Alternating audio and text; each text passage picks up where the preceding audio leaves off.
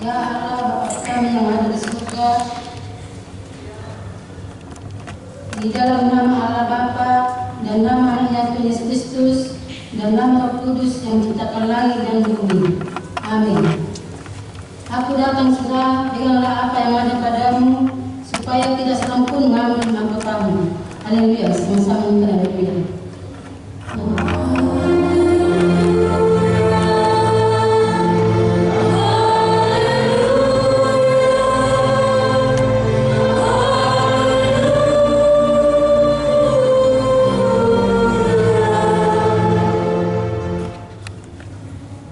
Ya Allah Bapa kami yang ada di surga, kami mengucapkan terima kasih kepadamu karena Engkau melalui Anakmu Yesus Kristus telah mengajarkan kepada kami bahwa langit dan bumi akan binasa, tetapi firman kekal selama-lamanya.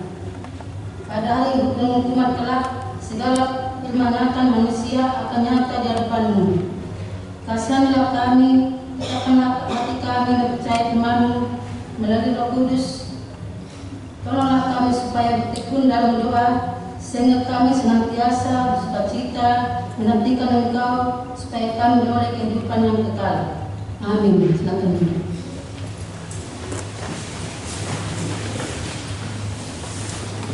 Kita bernyanyi dari jemaat nomor 87 ayat 1.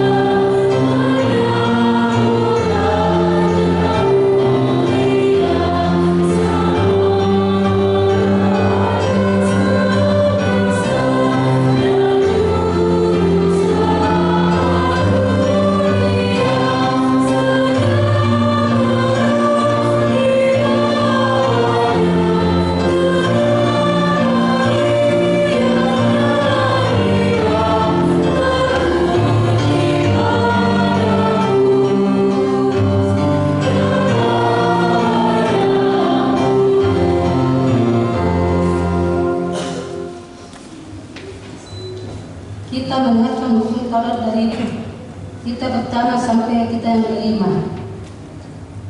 Kita pertama, akulah Tuhan Allahmu, jangan ada padamu Allah lain di hadapanku.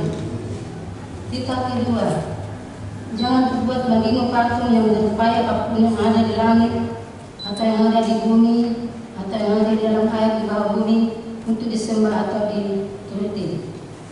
Kita ketiga, jangan menyebut nama Tuhan Allahmu dengan sembarangan, sebab Tuhan akan menghukum orang yang menyanyiakan namanya.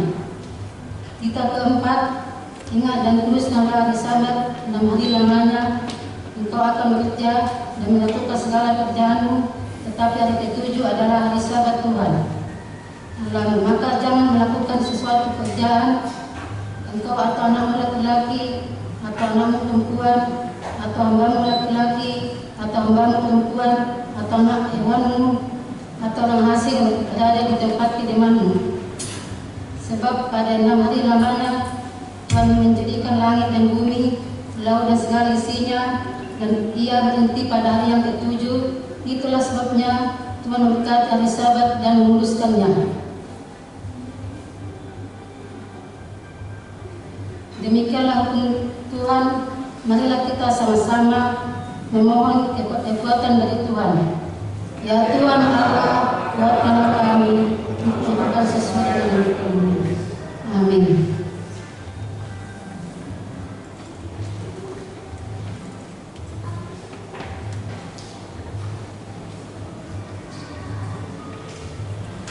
Kita bernyanyi dari Tujuh Jemaat nomor 85 ayat 1 dan ayat 4. Oh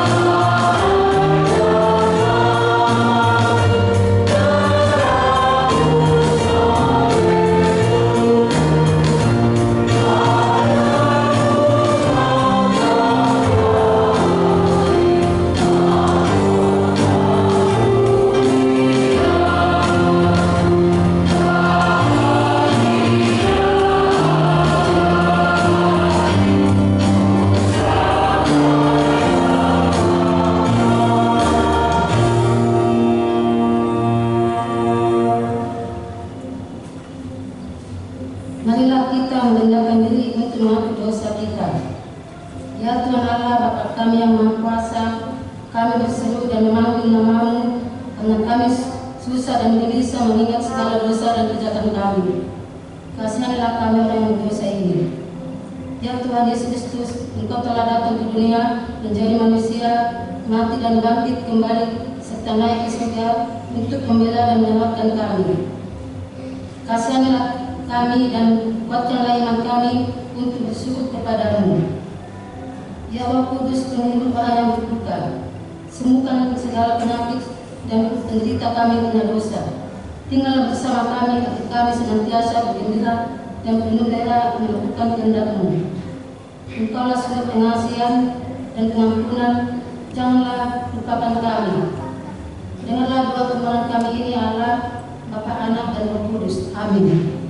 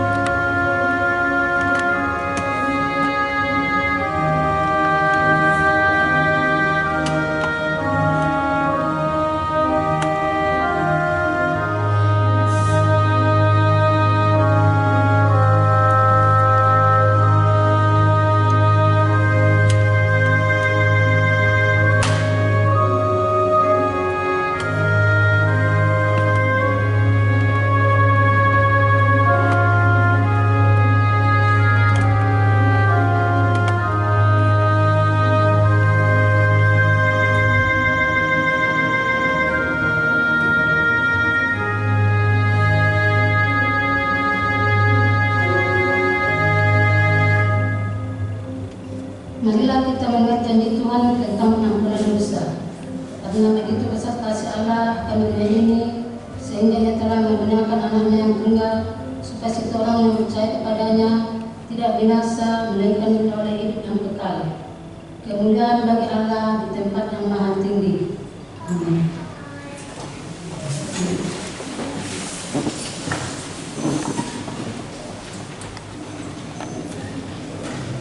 Kita bernyanyi dari Jemaat nomor 79 ayat 1 dan ayat 3.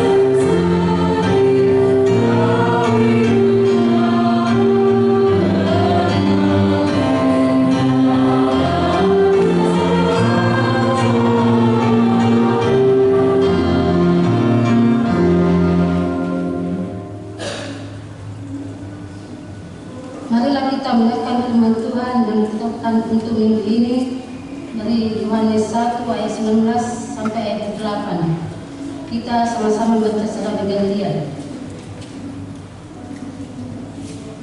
Kesaksian Yohanes tentang dirinya sendiri. Dan inilah kesaksian Yohanes ketika orang Yahudi dari Yerusalem mengutus beberapa imam dan orang-orang Yahudi kepadanya untuk menanyakan dia, "Siapakah engkau?" Dia mengaku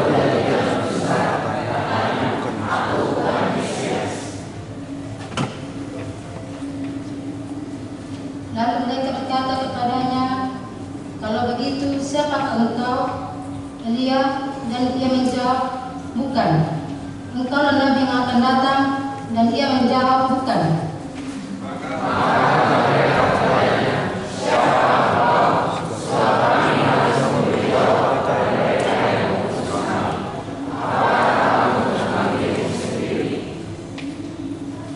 "Akulah seorang yang berseru di padang gurun, luruskanlah jalan Tuhan, seperti yang telah dikatakan Nabi Yesaya."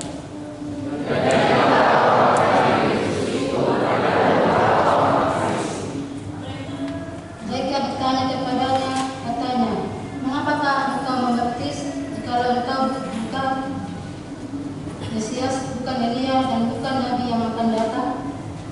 Yohanes menjawab mereka, "Aku membaptis dengan air, tetapi karena kamu memiliki Dia yang tidak pernah." Yaitu Dia yang datang kemudian daripadaku, membuka talinya kasutnya pun aku tidak layak.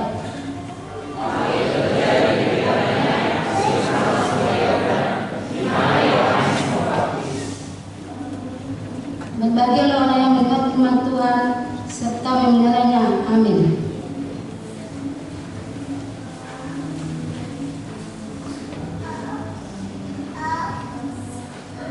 Syukur remaja.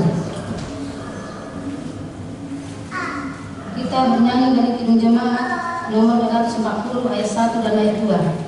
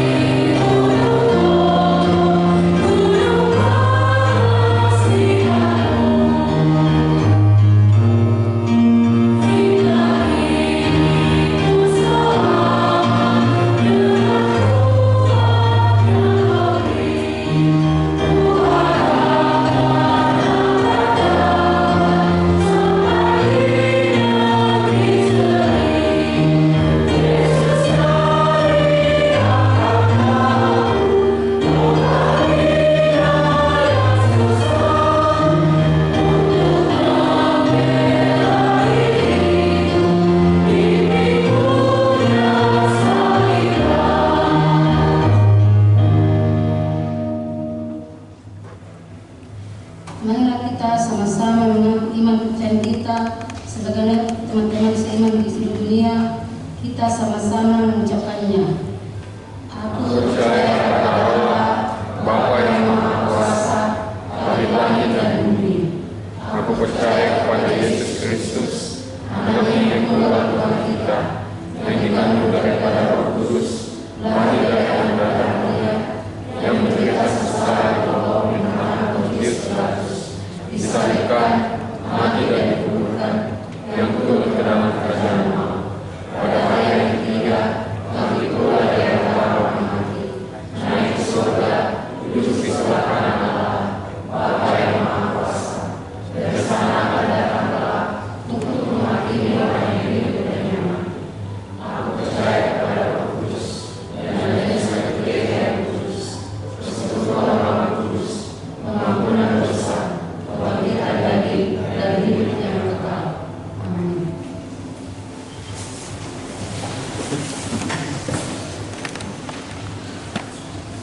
Kita akan mendengarkan warta jemaat.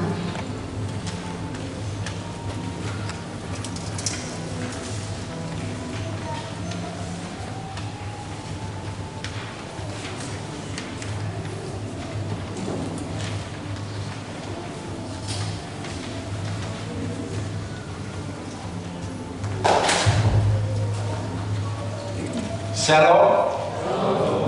Selamat hari Minggu buat Bapak, Ibu, anak-anak poso dan anak-anak remaja yang beribadah di hari Minggu ini. Warta jemaat bagi kita Minggu 8 Desember 2024. Topik Pauli Hamu dalam di Jahoba. Dalam bahasa Indonesia, persiapkan jalan untuk Tuhan. Satu, nama minggu kita hari ini Advent kedua. Dua, statistik baptisan. Pada hari Kamis 26 Desember 2024 atau pesta Natal kedua, Gereja HKBP Makassar akan melaksanakan sakramen baptisan kudus kepada anak-anak, kepada orang tua yang hendak membawa anaknya ke dalam baptisan kudus, agar mendaftarkan ke sekretariat gereja dengan membawa fotokopi akte kelahiran jika sudah ada. Bagi yang bukan anggota jemaat HKBP Makassar, agar membawa surat keterangan dari gereja asalnya. 3. Dewan Koinonia. 4. Dewan Marturia. 5. Dewan Diakonia. Gerakan Rp5.000 untuk Diakonia Sosial HKBP Makassar. 6. Sekretariatan. 1. Pada hari ini Minggu 8 Desember 2024, kita mengatakan persembahan ke depan altar beramplop untuk panitia perayaan Natal Ama Parotuan. 2. Pada hari Minggu 15 Desember 2024 yang akan datang, kita mengatakan persembahan ke depan altar beramplop untuk pos pelayanan Pare-Pare. Marilah kita memberikannya dengan sukacita. 7. Pelayanan. 8. Pengumuman. A1. Paduan suara di pos pelayanan gua. 1. Pada hari ini Minggu 8 Desember 2024, paduan suara yang melayani ibadah Minggu di pos pelayanan gua adalah Kor Ama Ebenezer. Ibadah masuk pukul 18.00 WITA. 2. Pada hari Minggu 15 Desember 2024 yang akan datang, paduan suara yang melayani ibadah Minggu di pos pelayanan gua adalah Kor Remaja. A2. Kor wilayah yang melayani di ibadah Minggu. Pada hari Minggu 15 Desember 2024 yang akan datang, Kor wilayah yang mengisi paduan suara di Gereja Bahasa Batak adalah wilayah Galilea. A3. Rapat Parhalado Pantohonan. Pada hari Sabtu 14 Desember 2024 mulai pukul 9.00 sampai dengan selesai, bertempat di gedung sekolah minggu, Parhalado Pantohonan akan melaksanakan rapat program kerja dan anggaran tahun 2025. Kiranya rapat dapat berjalan dengan baik dalam penyertaan Tuhan. A4. Laporan program tahun 2024 dan program baru tahun 2025.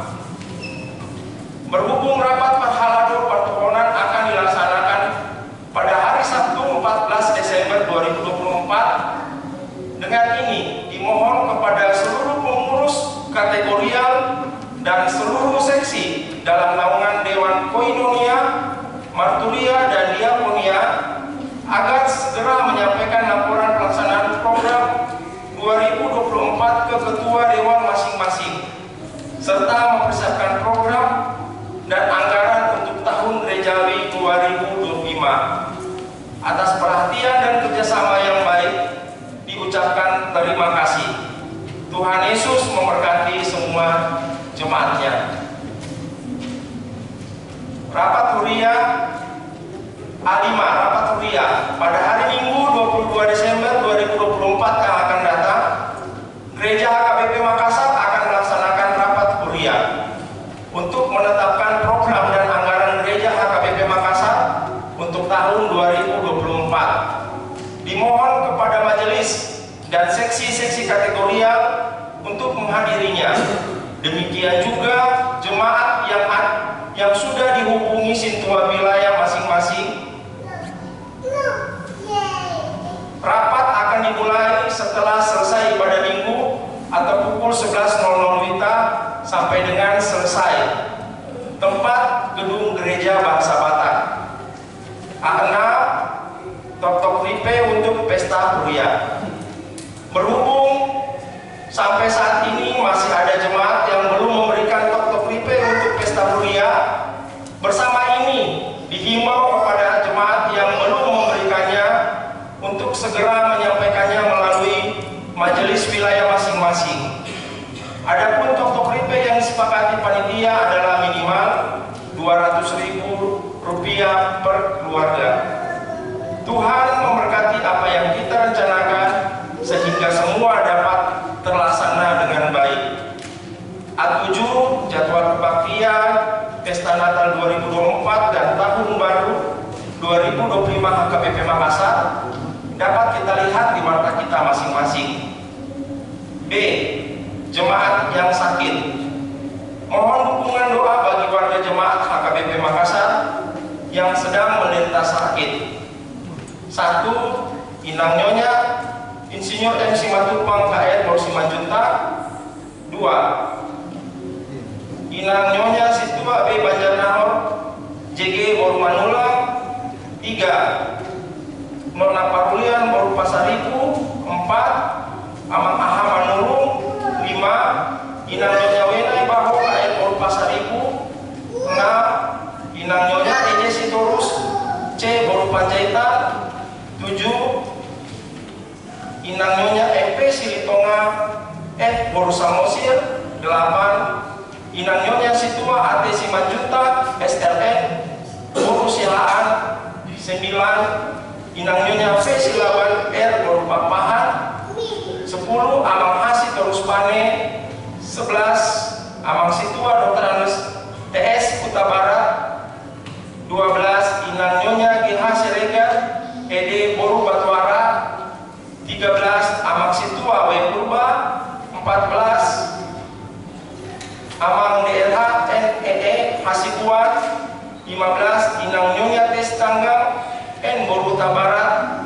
Dan 16. Amang SPP Pasaribu.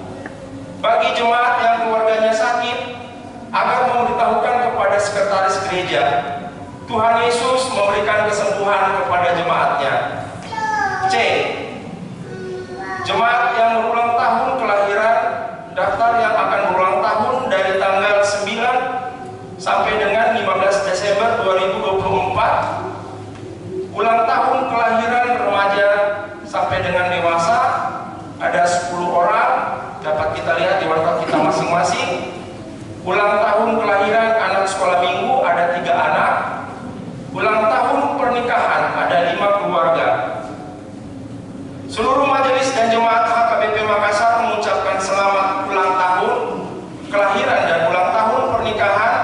Tuhan Yesus memberkati seluruh jemaatnya. E. Jadwal pemakaian gereja dapat kita lihat juga di warta kita. Demikian juga dengan F. Jadwal pemakaian Soko Talenta dan gedung sekolah minggu. Amang Inang mohon izin akan saya bacakan surat dari pusat, yaitu Tona Sinode Godang ke-67 HKBP tanggal 2 sampai 8 Desember 2024. Kepada yang terhormat seluruh jemaat HKBP di tempat, salam damai sejahtera bagi kita semua. Dengan mengucap syukur kepada Tuhan Yesus Kristus Raja Gereja, Huria Kristen Batak Protestan atau HKBP telah melaksanakan Sinode Godang ke-67 mulai hari Senin 2 Desember sampai dengan hari Sabtu 7 Desember 2024 di Seminarium HKBP Sipakolon Tapanuli Utara. Dilanjutkan dengan pelantikan pada hari Minggu 8 Desember 2024 di HKBP Pia Raja Tarutung. Sinode Godang HKBP ini dibuka dengan ibadah dan dilanjutkan dengan perjamuan Kudus yang diikuti oleh 1.768 peserta Sinode Godang bersama tamu undangan dari Northwestern Diocese of the Evangelical Lutheran Church in Tanzania atau NDW-ELCT, yaitu Pendeta Dr. Elmaret M. Kigembe, Ketua Umum Persekutuan Gereja-Gereja di Indonesia atau PGI terpilih, yaitu Pendeta Jacqueline Fritz Manuputi, serta Ketua Dewan Ekonomi Nasional Jenderal TNI Purnawirawan Luhut Binsar Panjaitan, serta para undangan lainnya dari pemerintahan Kabupaten Tapanuli Utara, Kabupaten Toba, Kabupaten Humbang Sudutan, dan Kabupaten Samosir. Sinode Godang HKBP berlangsung dengan suasana yang penuh kedamaian, ketenangan, kesatuan hati, dan sukacita di dalam kasih Kristus di bawah terang tema supaya kamu dibarui dalam roh dari pikiranmu, Efesus 4 ayat 23, dan subtema dalam kasih Kristus dan persekutuan Roh Kudus. HKBP membarui janji, karakter, kultur, dan kemampuan pelayan warga dan institusinya melaksanakan tugas panggilan Allah. Melalui tema dan subtema ini, HKBP mengajak seluruh peserta Sinode Godang dan juga seluruh warga jemaat HKBP, baik secara pribadi maupun institusi, melakukan pembaruan diri secara menyeluruh atau holistik dan terus-menerus agar dapat melaksanakan tugas panggilan Allah bagi HKBP, yaitu agar menjadi berkat bagi dunia.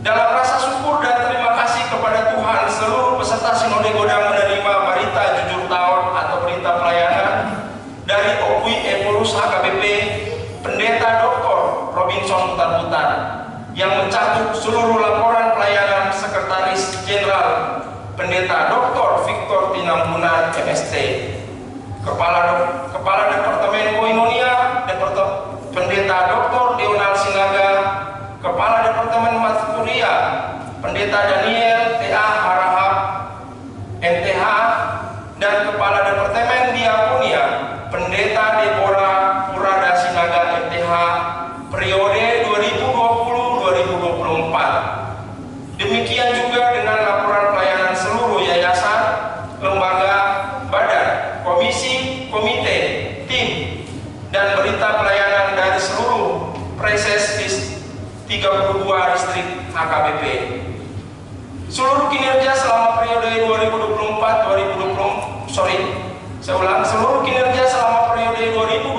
sampai 2024 menjadi bekal dan dasar bagi HKBP untuk merancang dan menyukseskan transformasi pembaruan janji HKBP pada masa kini dan masa yang akan datang, untuk menggenapi panggilan Allah bagi HKBP agar menjadi berkat bagi dunia. Kita memuji Tuhan karena Dia memampukan Sinode Godang menetapkan rencana strategis HKBP, langkah-langkah transformasi dan penguatan sentralisasi keuangan HKBP ke depan. Sinode Godang HKBP ke-67 2024 ini adalah Sinode Godang periodisasi. Oleh sebab itu, HKBP melalui Sinode Godang telah memilih pimpinan untuk periode 2024-2028, mencakup Epurus, Sekretaris Jenderal, Kepala Departemen Koinonia, Marturia, Diakonia, dan 32 preses. Berikut adalah pimpinan HKBP yang terpilih pada Sinode Godang HKBP ke-67. 1. Epurus HKBP, yaitu Pendeta Dr. Victor Tinambunan MST. 2. Sekretaris Jenderal, yaitu Pendeta Rikson Hutahayan MTH. 3. Kepala Departemen Koinonia, yaitu Pendeta Dr. Dional Sinaga. 4. Kepala Departemen Marturia, yaitu Pendeta Bernard Manik MTH. 5. Kepala Departemen Diakonia, yaitu Pendeta Eldarton Simbolon Demin. Dengan ke-32 preses yang terpilih, yaitu 1. Pendeta Amin Saitun Sihite MTH. 2. Pendeta Arthur M. Sitorus STA ME. 3. Pendeta Bikwai Simajuntak MTH. 4. Pendeta Donald Sianturi MD. 5. Pendeta Epsan B. Huta Barat MTH. 6. Pendeta German Putar-Putar STH. 7. Pendeta Hardi B. Lumban Tobi MTH. 8. Pendeta Sudungan Manalu STH. 9. Pendeta Henry Napitukulu MTH. 10. Pendeta Henry Banuaria STH MM. 11. Pendeta Herbin Silaban MTH. 12. Pendeta Hotler Lumban Toruan MM. 13. Pendeta Jahor Purba MTH. 14. Pendeta Kamson Pasaribu MTH. 15. Pendeta Marganda Lubis STH MIKOM.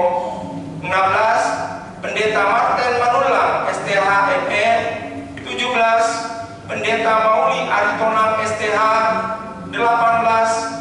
Pendeta Nixon Simanjuntak MTH. 19. Pendeta Nixon Simanjuntak STH. 20. Pendeta Oloan Nainggolan STH. 21. Pendeta Ridhoi Batubara STH MPDK. 22. Pendeta Ridel Sihotang MTH. 23. Pendeta Rinta Lori Sianturi MTH. 24. Pendeta Robin Sarford Lumban Gaul STH MM. 25. Pendeta Sapur Manulang STH.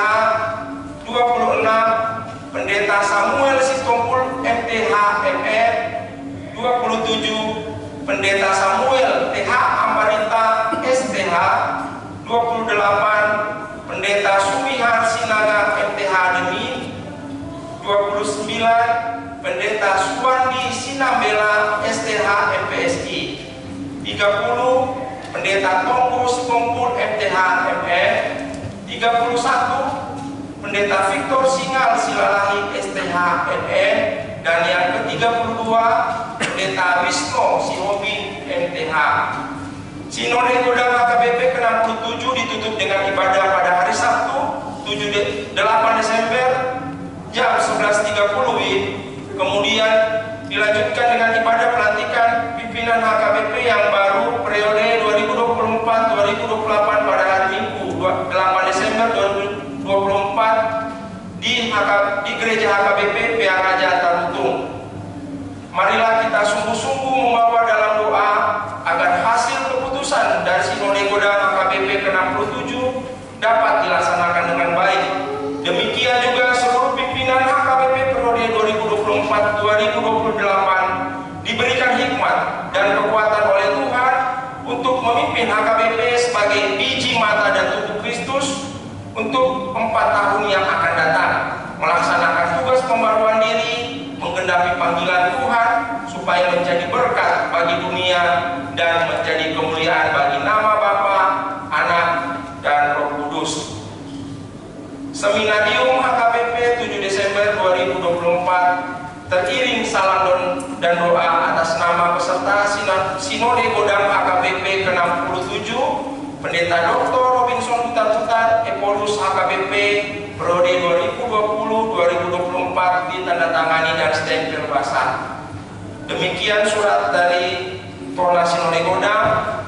Kami lanjutkan untuk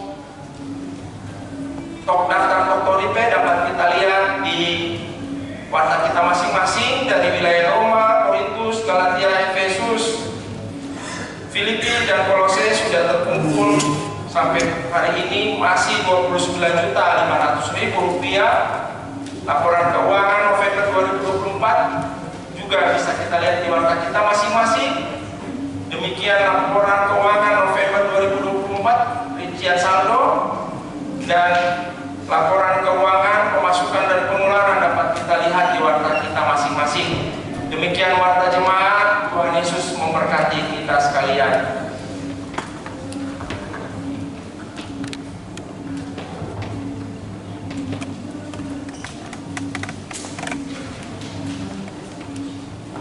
Kita bernyanyi dari jemaat nomor 274 ayat 1 dan seterusnya sambil mengumpulkan persembahan.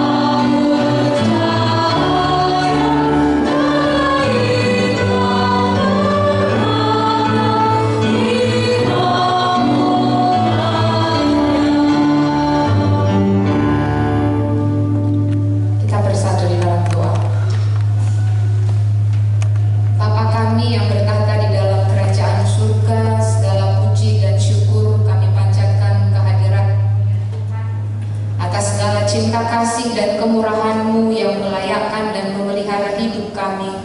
Terlebih ketika Tuhan memperkenankan kami menaikkan syukur dan pujian kami di Minggu Advent yang kedua ini. Sebentar Tuhan kami akan diteguhkan lewat kebenaran firman-Mu. Roh Tuhanlah yang menerangi hati dan pikiran kami, sehingga kami ya Tuhan boleh dimenangkan dan melakukan itu di dalam kehidupan kami. Inilah kami ya Tuhan, di dalam nama Yesus Kristus kami berdoa dan mengucap syukur. Amin. Selamat hari Minggu untuk kita semua. Jemaat yang dikasihi di dalam nama Tuhan Yesus Kristus, firman Tuhan bagi kita di Minggu Advent yang kedua ini tertulis di dalam Yesaya 40 ayat 1 sampai kepada ayatnya yang kelima. Yesaya 40 ayat 1 sampai ayatnya yang kelima. Demikianlah firman Tuhan, berita kelepasan. Hiburkanlah umatku, demikian firman Allahmu.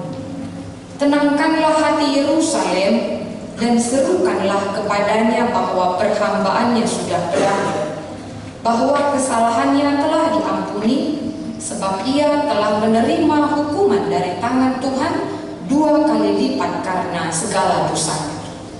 Ada suara yang berseru-seru, persiapkanlah di padang gurun jalan untuk Tuhan, luruskanlah di padang belantara jalan raya bagi Allah kita. Setiap lembah harus ditutup, dan setiap gunung dan bukit diratakan.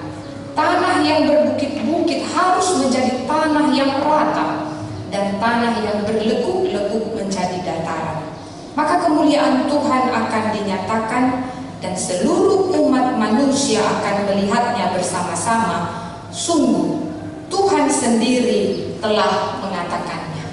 Sampai sedemikian jauh pembacaan firman Tuhan. Jemaat yang dikasihi di dalam nama Tuhan Yesus Kristus, berita yang paling dirindukan dan dinanti-nantikan orang yang sedang di dalam penjara pastilah pembebasan.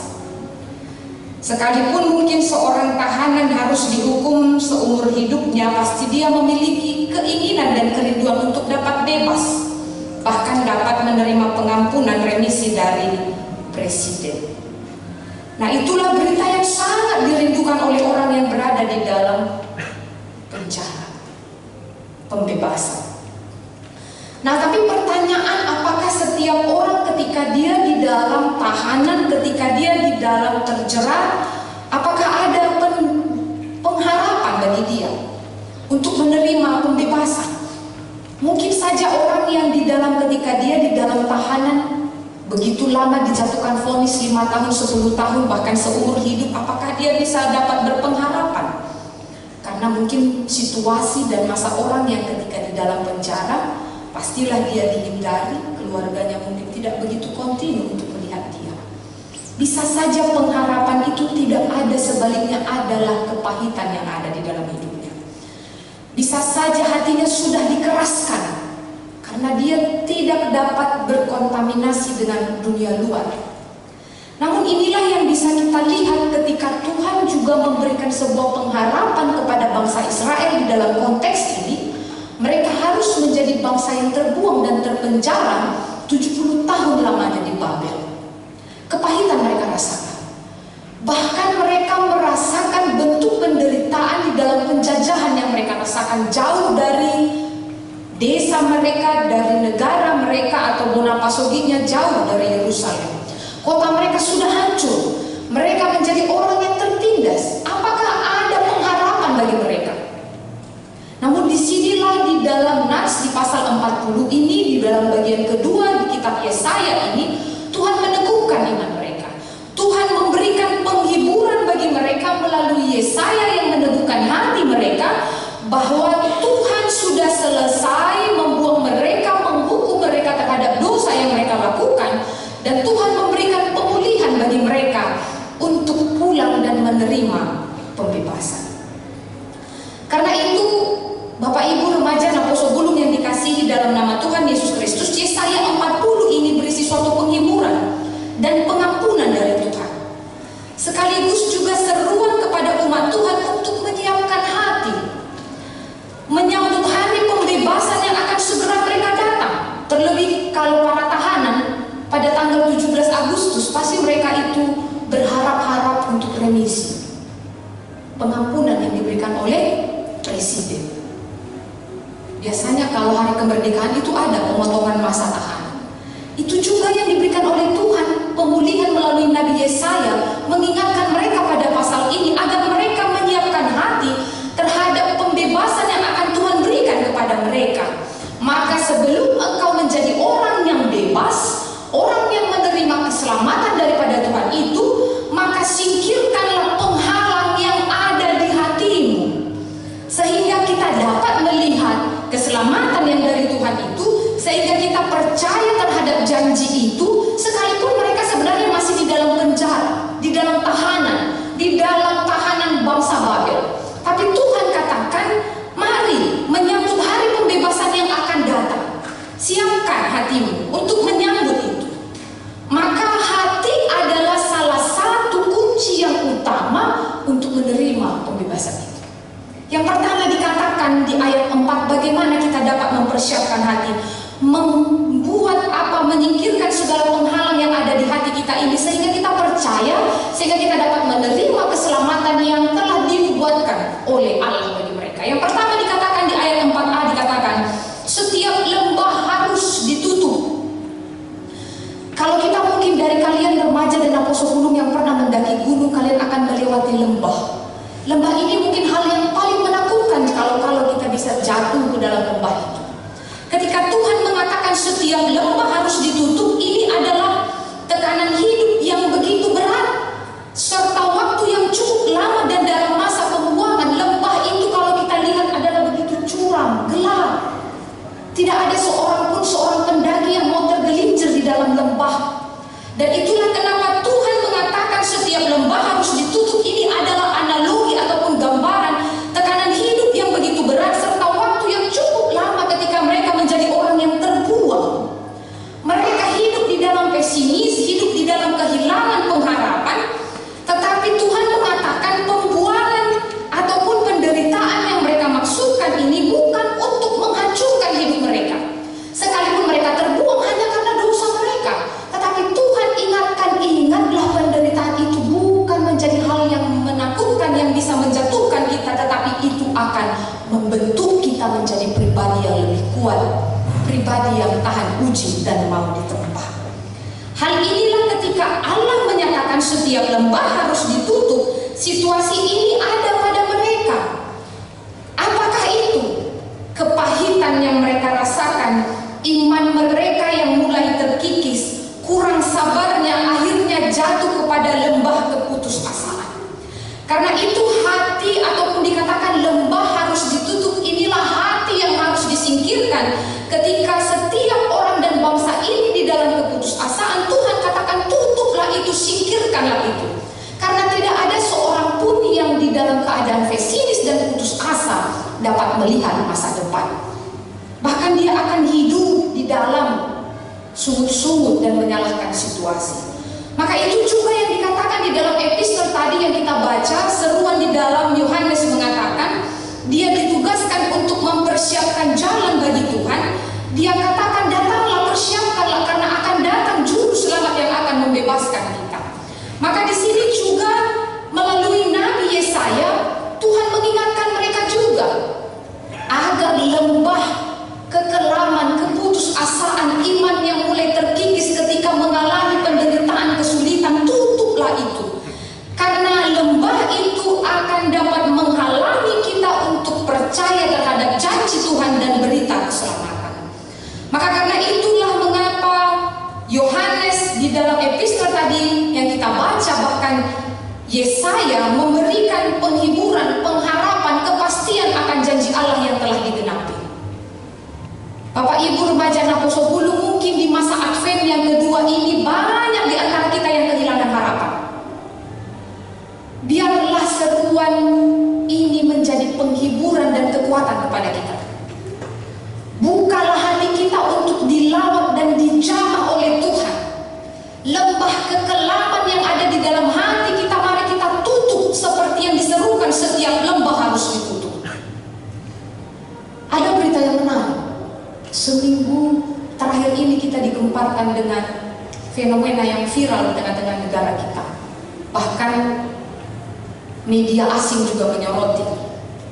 Salah satunya akun Manchester United yang mengatakan, yang mengangkat piala, bahkan yang mengangkat estate sama-sama berharga. Menteri Keuangan negara Malaysia juga menyoroti itu.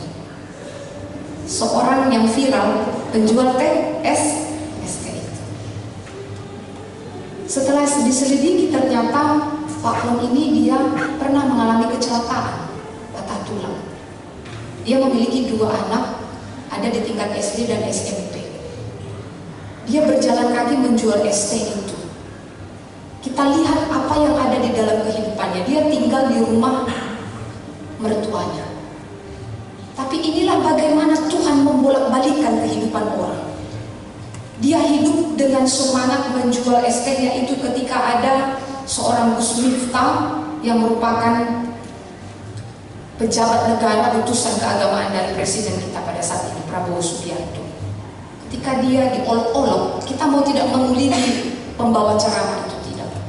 Tetapi kita lihat harapan dan keteguhan seorang penjual TST itu. Mungkin saja dia di dalam keputusasaan, dia harus melihat sebagai sosok seorang ayah yang menghidupi keluarganya. Tapi dia percaya melalui ketika menjual ST itu, laku atau tidak laku, dia adalah orang yang memiliki keteguhan hati dan bertanggung jawab. Akhirnya kita lihat situasi itu boleh memberikan berkat dan sukacita bagi dia. Banyak para konten kreator dan lain sebagainya berajibaku untuk membantu dan meringankan dia agar dia tidak berjalan jauh menjual ST-nya itu. Apa yang bisa kita lihat dari berita yang viral pada saat ini? Mungkin pada masa Advent ini banyak di antara kita yang telah kehilangan harapan. Tapi seruan ini memberikan penghiburan dan kekuatan bagi kita. Mari hati kita untuk dilawat dan dijamah oleh Tuhan dengan berpengharapan masa sulit sekalipun. Bagaimanapun tanggung jawab saya, kesulitan saya harus berjalan. Karena ada Tuhan yang akan memberikan kepada kita berkat, bahkan menunjukkan jalan. Maka itulah mengapa kerjakan apa yang patut kau kerjakan, selebihnya biar Tuhan bekerja. Seorang penjual ST itu dapat Tuhan berikan hal yang tidak tergugah sekalipun dia di dalam keikhlasan melapangkan hatinya ketika banyak orang menertawakan dia. Maka ketika Tuhan juga menyatakan di ayat 4 setiap lembah harus ditutup, ini menyatakan kepada kita, tutuplah lembah yang membuat kita menjadi putus asa, khawatir, kepahitan yang ada di sekitar kita, di dalam kehidupan kita. Baik hubungan kita bersama suami dan istri. Kalau saat ini kita dilukai oleh pasangan kita, tutup lembah itu dengan sebuah pengampunan. Kalau sahabat kita melukai dan meninggalkan kita, tutup itu karena kita tidak akan dapat melihat berkat dan keselamatan dari Tuhan kalau hati kita penuh dengan luka dan sulit untuk mengampuni. Kalau atasan kita bersikap semena-mena dan tidak dapat menghargai kinerja dan pelayanan kita, bahkan dimanapun kita berada, ingatlah, tutuplah lembah itu. Karena lembah kepahitan, segala luka yang ada di dalam hati kita bisa menjadikan kita menjadi orang yang tidak percaya bagaimana Tuhan berkarya mengubah penderitaan menjadi sukacita. Yang kedua dikatakan, setiap gunung dan bukit diratakan. Ternyata keadaan yang sebaliknya juga bisa terjadi. Tadi itu luka, lembah, keputusasaan, iman yang terkurang, yang mulai kurang, dan lain sebagainya. Kemudian Yesaya mengatakan setiap gunung dan bukit diratakan. Kenapa? Kenapa gunung itu diratakan? Ini adalah gambaran, adalah hati yang digambarkan seperti gunung dan bukit. Ini gambaran sebuah kesombongan dan keangkuhan hidup. Lembah itu tinggi, gunung itu tinggi. Gunung itu tinggi, bukit itu tinggi. Tadi lembah adalah rendah. Sekarang yang kedua digambarkan gunung dan bukit diratakan. Gunung dan bukit posisinya adalah tinggi. Ini merupakan gambaran hati yang penuh dengan kesombongan dan keangkuhan. Untuk melihat keselamatan yang daripada Tuhan, melihat bagaimana Tuhan bekerja di dalam hati kita, gunung kesombongan dan bukit yang begitu tinggi harus diratakan. Karena orang yang sombong tidak akan pernah bisa melihat bagaimana Tuhan berkarya. Justru orang yang gemuk rohani, yang selalu berajibaku membaca segala sesuatu di tengah-tengah Alkitab ini, kalau dia itu menjadikan itu menjadi kesombongan, dia bisa jatuh. Maka banyak sekarang para penceramah dan ahli-ahli agama hanya menjual agama, tetapi tidak mengimaninya di dalam kehidupannya. Maka Tuhan juga mengatakan setiap gunung dan bukit diratakan. Mungkin gunung kesombongan itu ada juga pada diri kita, yang tidak mau dipimpin oleh Tuhan, yang tidak mau berubah ketika Tuhan memberikan kesempatan kepada kita, yang tidak mau berserah terhadap apa yang hendak kita kerjakan. Maka untuk melihat keselamatan yang dari Tuhan, gunung kesombongan itu harus diratakan. Sampai hari ini pun amang-inang orang Yahudi tidak mau menerima Yesus. Perjalanan Yesus ketika datang di dalam perjanjian baru, dan sampai saat ini masih banyak orang yang di Israel, bahkan saat ini, yang tidak mau menerima Yesus Kristus sebagai Mesias karena kesombongannya, yang tidak mau dipimpin oleh Yesus di tengah-tengah kehidupannya, di mana mereka melihat Mesias yang datang itu bukanlah lahir di istana, di mana Yesus yang datang itu bukan lahir dari garis keturunan orang yang terpandang, tetapi dia adalah anak dari seorang tukang kayu dan bukan orang yang berkelimpahan. Maka untuk itulah kita juga di tengah kehidupan kita, penerimaan kita juga kepada orang-orang yang di sekitar kita bisa dibatasi karena status sosial. Kalau dia tidak sama dengan kita, kita membuat gap dan lain sebagainya. Ini juga bentuk kesombongan.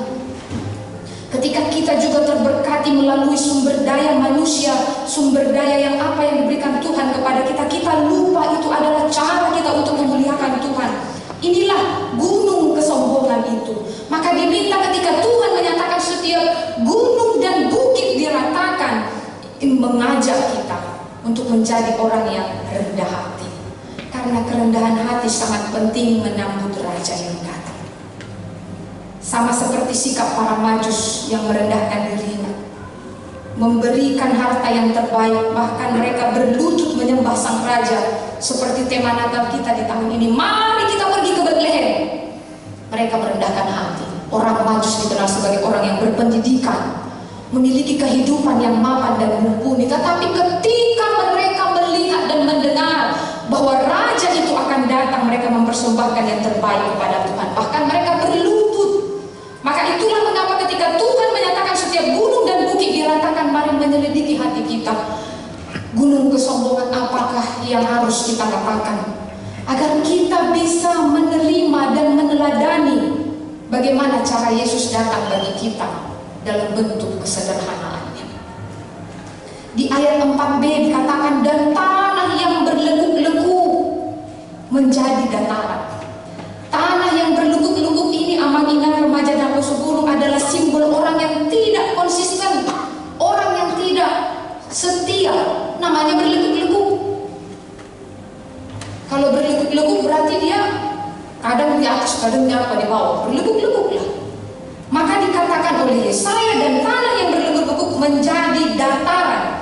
Orang yang gampang terombang-ambing dengan situasi dan orang yang tidak tulus dalam mengikuti Tuhan. Contohnya para imam ini di dalam zaman Herodes, bahkan ketika zaman Yesaya ini, mereka bukan menjadi orang yang teguh di dalam mempercayai Kristus. Para imam itu, sekalipun sudah mereka dengar, sekalipun sudah mereka tahu bagaimana cara Tuhan menyampaikan nubuatan dan berita kebenaran tentang firman Tuhan, ini juga sebenarnya bisa ada di dalam kehidupan kita. Hati kita yang berlekuk-lekuk, hati kita yang tidak konsisten dan yang tidak taat.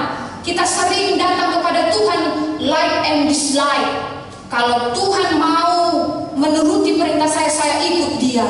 Kita sering menjaminkan kehidupan kita kalau doa kita harus didengarkan oleh Tuhan, maka kita menjadi orang yang setia. Tetapi Tuhan menyampaikan kepada kita dan juga pada umat ini di dalam konteks Nabi Yesaya, tanah yang berlekuk-lekuk menjadi dataran, berarti hati yang kita yang tidak konsisten, yang gampang menyerah, orang yang tidak setia, terombang-ambing dengan situasi, orang yang tidak tulus dalam mengikut Tuhan harus diratakan. Hal inilah yang menjadi sebuah perenungan bagi kita juga. Kalaulah seluruh orang Kristen tidak mengikatkan pandangannya mengikut Tuhan itu adalah kehidupan yang harus bahagia, sukses, kaya dan lain sebagainya, tentulah orang tidak mau meninggalkan, tidak ada yang meninggalkan Yesus. Tapi kita harus ingat, mengikut Kristus itu adalah harus mengikut salib, memikul salib, mengikut dia dan menyangkal diri. Tuhan tidak pernah menjaminkan kalau kau ikut aku kau jadi kaya, kalau kau ikut aku kau akan menjadi orang yang sukses. Tidak. Karena setiap orang Kristen itu harus melewati berbagai situasi penderitaan dan lain sebagainya.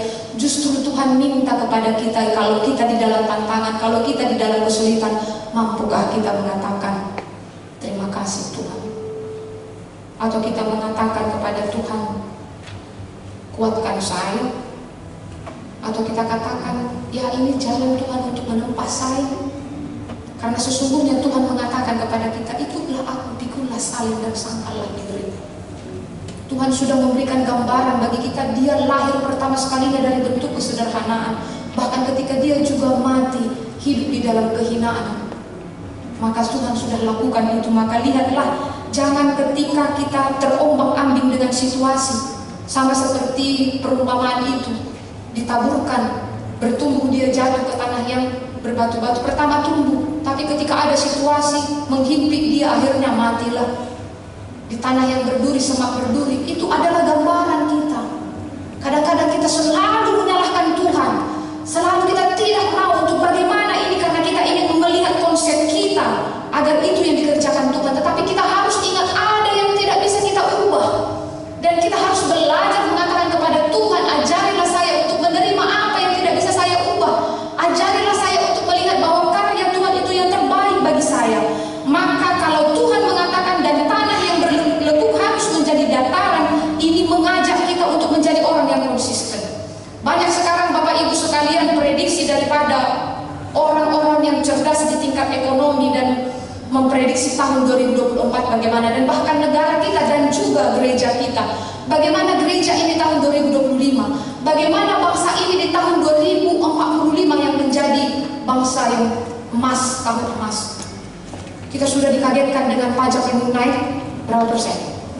12%. Kita sudah jantungan begini, bagaimana nanti HKBP ini di pemimpinan yang baru? Terlebih sudah menjadi keuangan sekarang sudah sentralisasi. Bagaimana sekarang jemaat nanti akan banyak datang ke gereja kalau sekarang teknologi sudah luar biasa maju. Semakin maju negara, semakin maju suatu benua, pasti keinginan mereka untuk bersekutu itu akan turun. Kita lihat di luar negeri sana, populasi orang datang ke gereja tidak ada. Gereja sudah kadang menjadi sebuah museum. Tapi itu tidak menjadi sebuah hal yang mempengaruhi kita. Tuhan ingin menyatakan kepada kita situasi yang di tengah dunia ini, prediksi orang pintar di tahun 2025 tentang inflasi dan lain sebagainya, prediksi orang tentang perkembangan zaman dan perkembangan gereja kita. Biarlah itu tidak mempengaruhi kita. Kita harus menjadi orang yang konsisten.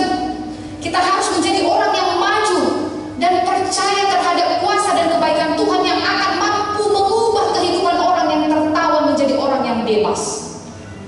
Kehidupan orang yang dijajah menjadi orang yang merdeka. Maka itulah mengapa dikatakan oleh Tuhan bagi kita tanah yang berlekuk menjadi dataran. Tuhan mengajarkan kepada kita tetaplah menjadi pribadi yang percaya dan konsisten di dalam jalan Tuhan. Percayakan dan andalkanlah Dia. Percayalah kepada Tuhan dengan segenap hatimu dan akuilah di dalam segala lakumu, maka Ia akan meluruskan jalanmu. Kalau kita tidak percaya kepada Tuhan, jalan kita itu tidak akan pernah lurus. Itulah banyak orang sekarang mengandalkan kekuatan, mengandalkan sumber dayanya, tapi lihatlah semua itu akan menuju kesia-siaan. Sekalipun orang lambat berjalan, tapi dia tekun di dalam iman dan percayanya, dia akan mendapatkan garis finish dan keselamatan. Jalannya akan lurus. Maka itulah mengapa diminta kepada kita ketika Tuhan mengatakan melalui seruan Yesaya berseru-seru, ingatlah. Dan ini juga mengajak kepada kita Bapak Ibu sekalian, remaja dan sebelum di minggu Advent yang kedua ini. Ingatlah hidup manusia itu terbatas, hanya seperti bunga rumput. Sebab itu jangan sia-siakan anugerah keselamatan yang Tuhan sudah berikan kepada kita. Namun bagi kita yang telah menerima pemulihan, pengampunan yang dari Tuhan, beritakanlah kabar baik, keselamatan yang datang dari Tuhan Yesus Kristus kepada kita, yang sebentar akan kita rayakan di 2 minggu ke depan ini.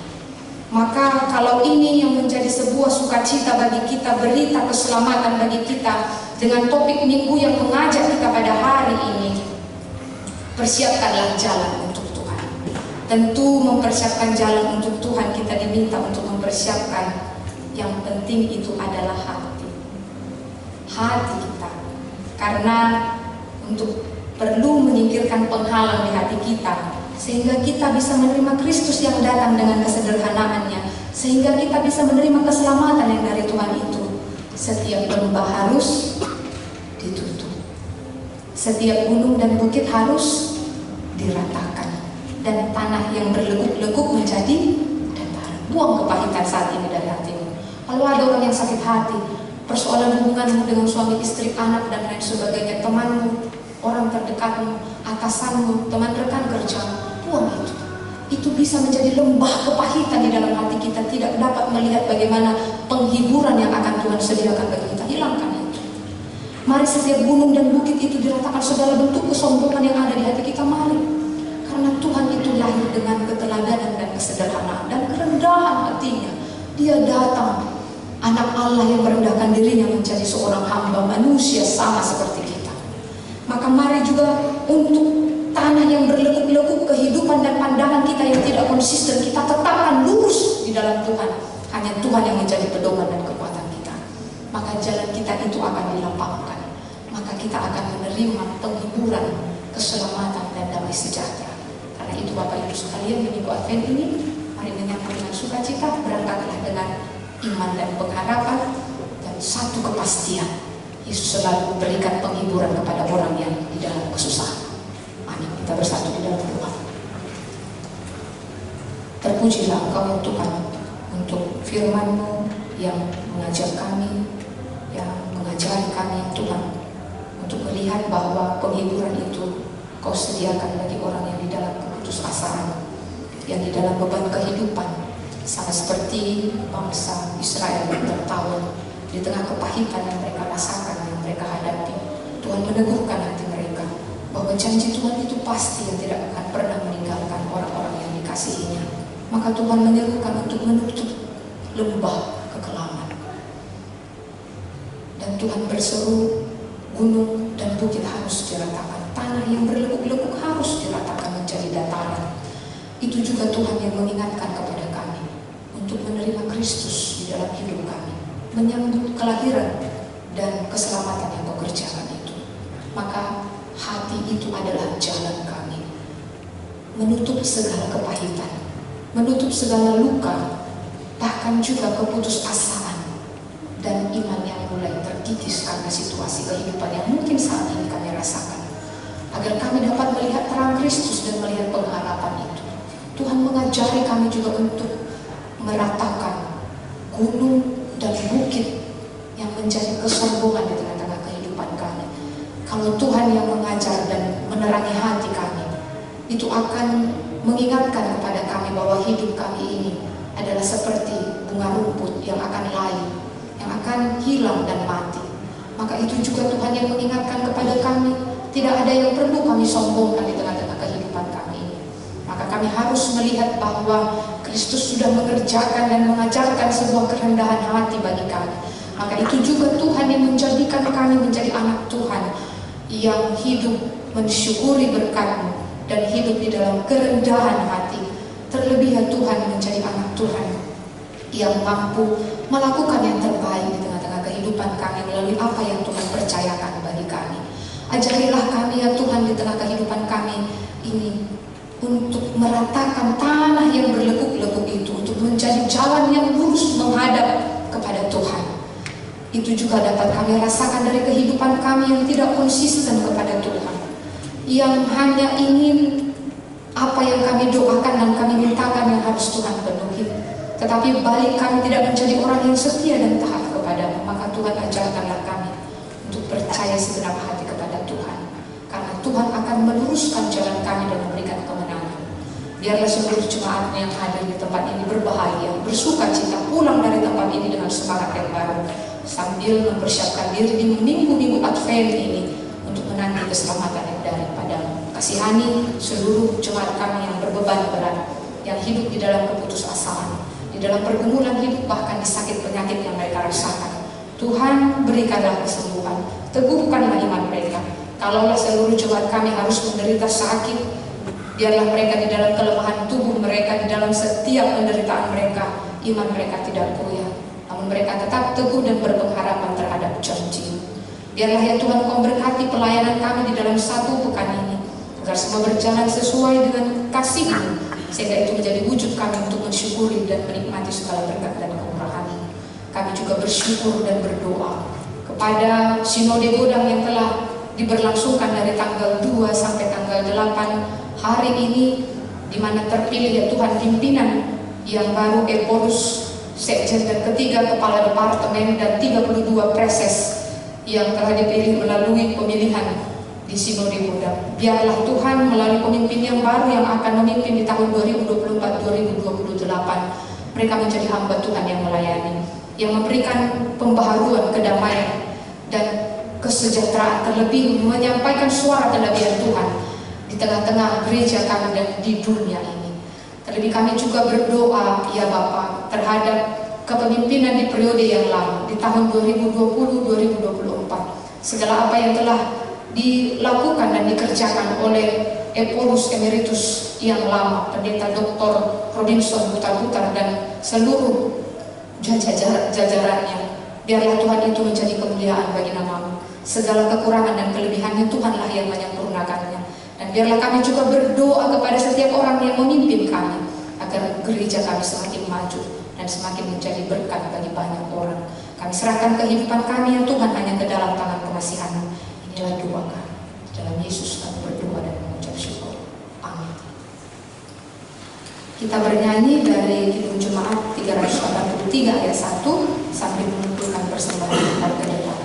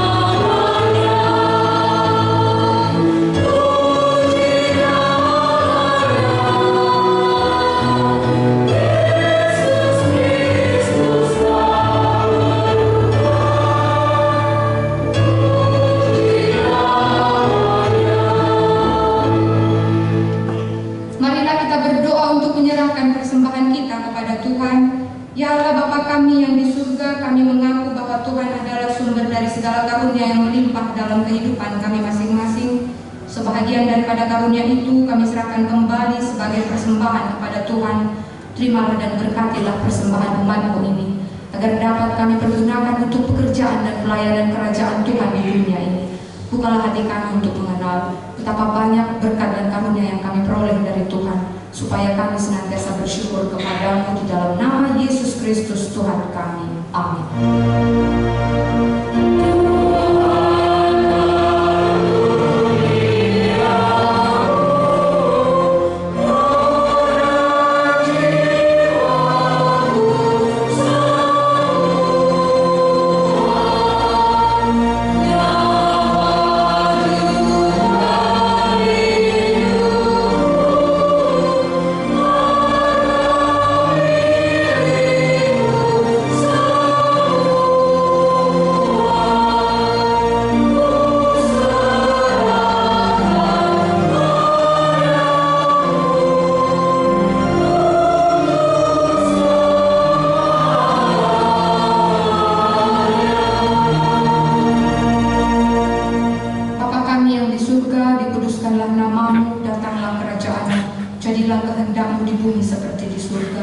Berikanlah kami pada hari ini makanan kami yang secukupnya, dan ampunilah kami akan kesalahan kami, seperti kami juga telah mengampuni orang yang bersalah kepada kami.